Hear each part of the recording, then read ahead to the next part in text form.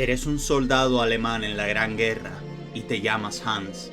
Tu batallón se acerca a las trincheras enemigas después de atacarlas con gas.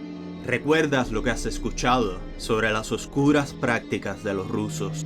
Te acercas con cuidado a la primera línea mientras su camarada habla. Hans, dijiste que casi nadie sobrevive al gas, ¿verdad? Casi nadie. Espera. Docenas de hombres, con las caras ensangrentadas, se ponen de pie. Ellos son no muertos. Las historias son verdad. Haces lo que cualquier persona racional haría en tu lugar. Te mueves rápidamente en la dirección opuesta. Hey, ops, alemanes. Este es el ataque de los hombres muertos. El frente oriental de la Gran Guerra fue testigo de intensas ofensivas y enfrentamientos.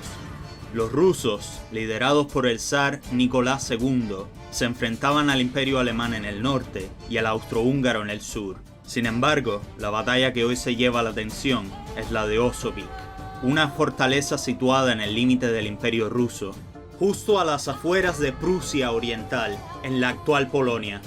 Debido a que por allí pasaba una importante vía férrea y el fuerte reforzaba las defensas rusas en la zona, Alemania tendría que derrotar a las tropas que se encontraban allí si quería avanzar en Polonia desde Prusia Oriental. El fuerte se construyó en los años 1880 y 90 y ya había sido atacado por los alemanes en septiembre de 1914. Después de bombardearla durante 6 días, una fuerza de 12.000 hombres atacó a 8.000, pero fue derrotada, perdiendo 6.000 hombres contra solo 139. Aunque dañaron bastante el edificio. La segunda invasión comenzó en febrero de 1915, con varios días de artillería pesada de calibre de 420 milímetros, y también bombardeos de aviones, cuyo uso era bastante nuevo en ese momento. Consiguieron dañar aún más la fortaleza, pero fueron repelidos en cuanto al frente de infantería. Y luego, en el verano de 1915, tuvo lugar el que pronto sería el enfrentamiento más extraño de la Gran Guerra.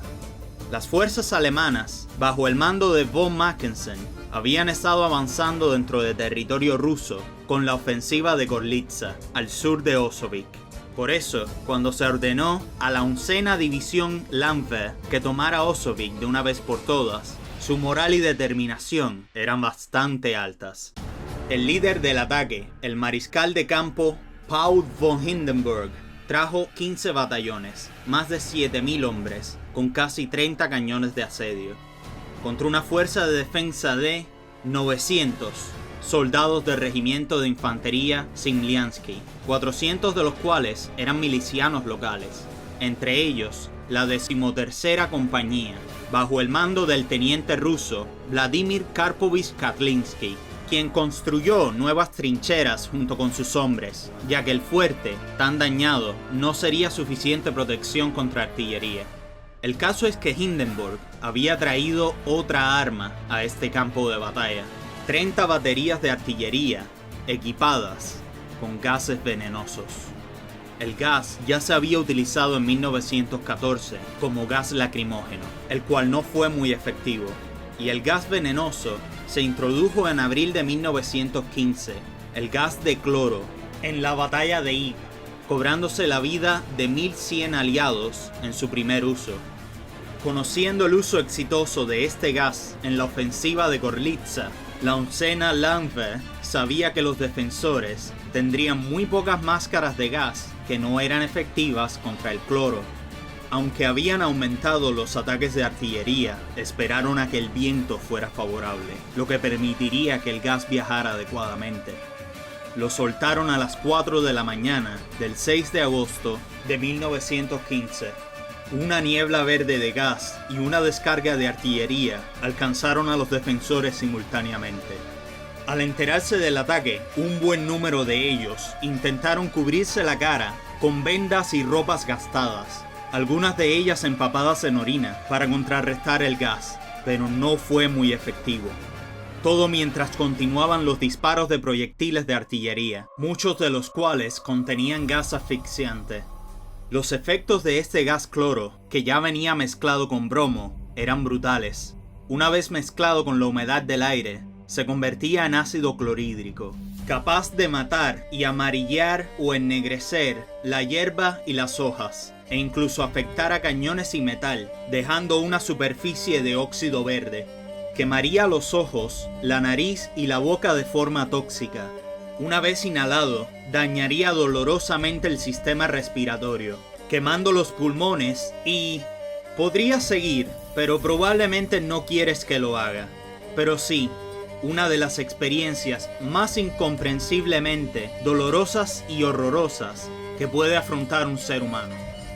Unos 7.000 miembros de la 11ª División avanzaron hacia las defensas, quienes evidentemente ya tenían miedo de los hombres de Osovic. Entraron con cuidado en el terreno enemigo después de cortar el alambre de púas, encontrando un extraño silencio. Esperaban haber eliminado a la mayor parte y que los pocos supervivientes ofrecieran poca resistencia. Lo primero era correcto, lo último, bueno, ya verás. La artillería rusa tronó y el fuego de las ametralladoras los alcanzó. Algunos refuerzos llegaban desde el fuerte. Los defensores de Osovic se pusieron de pie, con Katlinski al frente, quien gritó ¡a la carga! Lágrimas de sangre, sus rostros quemados y manchados de rojo, medio cubiertos por ropas gastadas, tosiendo grumos rojos. La apariencia de los hombres aparentemente no muertos, cargando, fue una pesadilla en la vida real para la 11ª División. Una vista creada por sus propias manos. 100 hombres de la 13ª Compañía, que habían sufrido una agonía increíble, contraatacaron con rabia, demasiado enojados para morir, mientras una gran parte de los alemanes se dieron la vuelta y corrieron.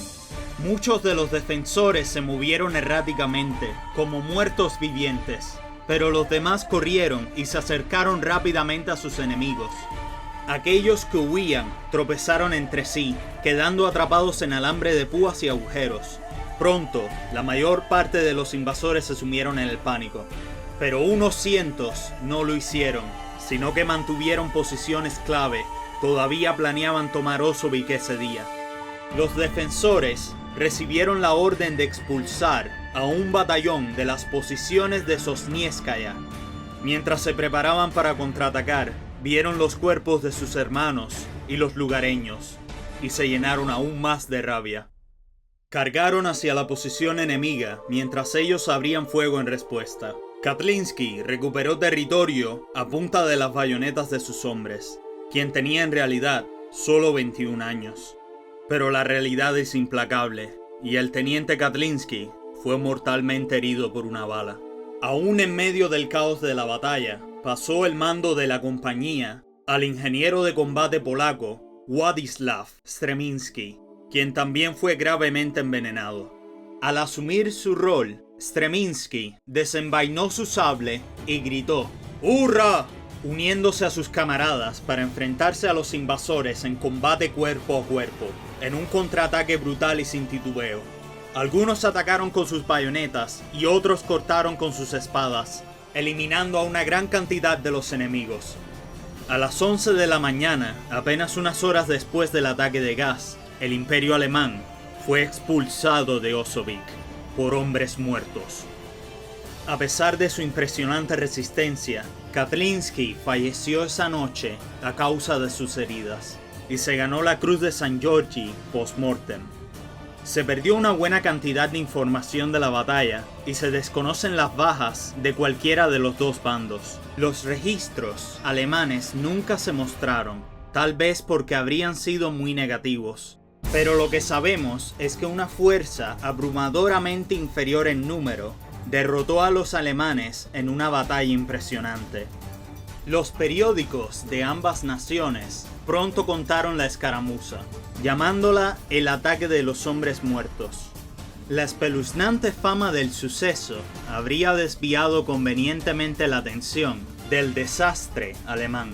Los prisioneros alemanes confesaron que estaban seguros de que Osovic sería tomada esa mañana, y ya habían asignado escuadrones para enterrar a los enemigos muertos después de la victoria. Como las fuerzas imperiales alemanas ganaron más terreno en el sur y la fortaleza era menos útil que antes, Los hombres de Osovic recibieron la orden de demoler el lugar y retirarse con el resto del ejército ruso. Streminsky también recibió la Cruz de San Giorgi y se convirtió en pintor después de la guerra, un pintor exitoso, desarrollador de la teoría del unismo y de su propia teoría de la visión. Rusia tuvo sus revoluciones solo 2 años después, y cuando finalmente se convirtió en la Unión Soviética, la batalla de Osovic se percibió como una victoria de un Estado de derecha, y fue eliminada de los libros de historia, cayendo en el olvido.